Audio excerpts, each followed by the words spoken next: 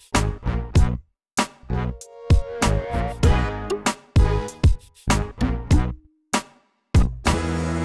everyone, I'm Alexis Garcia, and welcome to the PJ Pop Quiz Election Edition. As Americans await for the interminable 2012 campaign to end, we at PJTV thought we'd go ahead and test your knowledge of elections past. You can thank us later for that. Here's how it works. I'll ask a series of mostly multiple choice questions, and our contestants will try to be amusing while either getting the answer right or wrong. How well or poorly they do today will determine whether or not they have successful careers from this point forward. Well, it's raining men here today, so let's meet our contestants. First up is John Phillips, who was once called the handsomest man in radio by an anonymous commenter. You can hear him on the airwaves in Southern California on KABC. John, good to have you here. And next to him is Stephen Kruiser of PJTV's Cruiser Control, a man who is still undecided about what outfit he'll wear next Tuesday, but I think we all know there'll be no pants, right? No pants. Sin pantalones for my multicultural friends. It's the one guarantee for Election Day. And we'll have nipple pasties. Yes! 3 of them. Long story. Total recall. All right, let's get started. First question. The election of 1804 was the first one in which electors voted for president and vice president, A, of different parties, B, on a Saturday, C, on separate ballots, or D, behind curtains. So John, let's start with you. What was different about the 1804 election than its predecessors? I'll go with A. All right, you can go with A. Cruiser? C, separate ballots, because it was all about segregation back in the day. All right, the answer is C, separate ballots. So Cruiser. I'm down 1. Cruiser's Gotta up get with 1. the program. Get your A game Yeah. going. All right, the change came about with the 7th Amendment to the Constitution, which was ratified on July 27th, 1804. And that year, Thomas Jefferson defeated Charles C. Pinckney. Who knew? All right, next question. Which president's campaign slogan was Tippecanoe and Tyler too? Was it A, William Henry Harrison, B, Martin Van Buren, C, James Polk, or D, Zachary Taylor? All right, Cruiser, what's your guess? Zack Attack, Zachary Taylor. ZT, as they used to call him. What's up, ZT? Had an unfortunate incident with cherries and milk, but that's... Yes. Well, I'm upset that Jesse Jackson was never elected president, because then we would have more rhyming slogans from our presidents. So I'm going to go with D, Zachary Taylor. Okay, so you're both with Zachary Yeah. Taylor. All right, the correct answer is... Oh, who has heard the great commotion, motion, motion all the country through? It is the ball a-rolling on for Tippecanoe and Tyler too, for Tippecanoe and Tyler too. And with them will beat little Dan, Dan is a used-up man. It's actually my top 25 most played on my iPod. That's the weirdest Jay-Z has ever sounded. That was a popular Whig Party song, actually, that praised Harrison while belittling the incumbent Democrat Martin Van Buren. I think he was the guy that used to always wear tails. So if you see any pictures of him, it looks like he's got a 3rd leg. I call him President Kobe. Google it. That's right, hit up Twitter. All right, next question. All but 2 states give all of their electoral votes to the candidate that wins the popular vote. The 2 exceptions are A, Delaware and Rhode Island, B, Maine and Nebraska, C, Oregon and Hawaii, or D, Delaware and Idaho. John? I actually know this one. It's Maine and Nebraska. All right. And I'm betting the farm. He's got it all in, Cruiser. My farm too, because it's Maine and Nebraska. You're just Yeah. saying that now because John's saying it, right? No, I know Maine's one of them, and that's the only one that Maine's in the answer. And if I'm wrong, then I'm wrong, and I will castigate, chastise, flagellate, All right, whatever let's see. afterwards.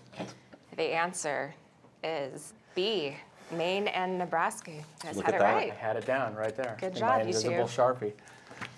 All right, these 2 states use what's called the congressional district method, where not unlike the Hunger Games, they divide their respective states into districts, and one person from each district fights to be the sole survivor in a death match. Well, if only it were that entertaining. All right, next question. What was the closest presidential race in U.S. history? Was it A, in 2000, Al Gore versus George W. Bush? B, 1960, John Kennedy versus Richard Nixon. C, 1884, Grover Cleveland versus James Blaine. And D, 1844, James Polk versus Henry Clay. Cruiser? Closest election. You're up first. I'm going to go with the 4 dead Chicagoans who gave it to Kennedy in '60. I'm going to go Kennedy-Nixon just for my wild card guess for today. All right. Well, my choice was not up there, which was Reuben Studdard and Clay Aiken. But as a backup, American Idol has slipped recently. I'm going to go with Bush and Gore. Bush Gore. Yeah. All right. Let's see the answer. The correct answer is B, 1960, John Kennedy versus Richard Nixon. I'm not going to gloat. In 1960, Richard Nixon had 49.6% of the vote compared to 49.7% for John F. Kennedy. Yeah, but if you don't count the ballot box stuffing, then it was the first one.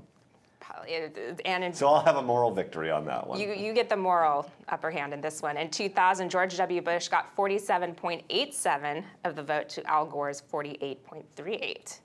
It's very close there. Moving on. The following campaign commercial did not run in 2012, but ran in another year. I'm going to go ahead and play it for you. See if you can name the year it ran and the candidate it targeted.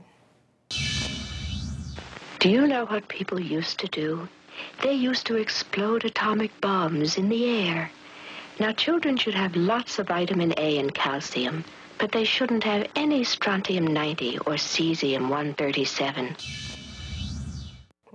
So appetizing. All right, the ice cream ad, what year did that run? Was it A, 1956, B, 1960, C, 1964, or D, 1968? All right, we have 56, 60, 64, 68. That was 1964, and it was used against Barry Goldwater to show that his department store and business charged way too much money for ice cream. All right, that's a good guess. I'm going to go with 56 anti-Eisenhower. That's what I'm going to go. I'm going to go because the 64 would have been, I thought about that, but then there was the Daisies, whatever one, that one too. The Bills. So I'm going to go with 50, another wild card guess for me, 56. 56, all right. Let's see, the answer is...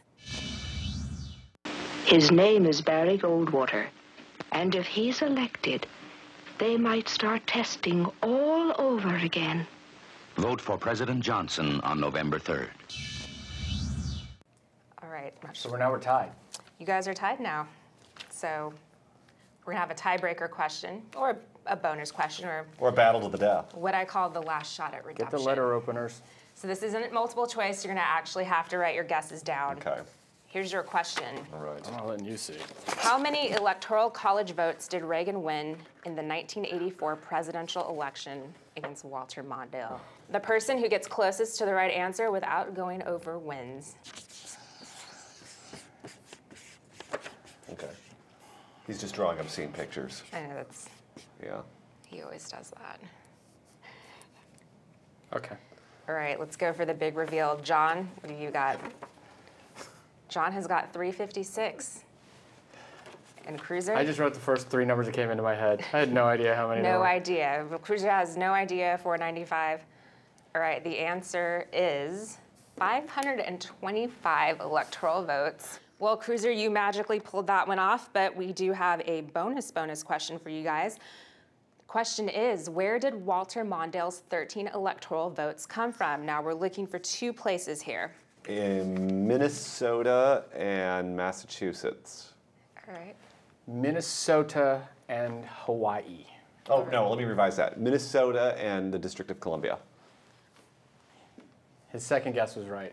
It's a good thing you corrected yourself. John, you're right. It is, he had 10 from Minnesota, 3 from the District of Columbia. Which is still the reason we don't let them actually do stuff They in don't Congress. count Yeah. If you were dumb enough to vote for Mondale. We should give Minnesota back to wherever we got that from, too. Well, gentlemen, good job today. That's all the time we have. Thank you for being such good sports. Tomorrow, we should know who the next president of the United States will be, and we'll be able to celebrate or cry. For John Phillips and Stephen Kruiser, I'm Alexis Garcia. We'll see you at the polls.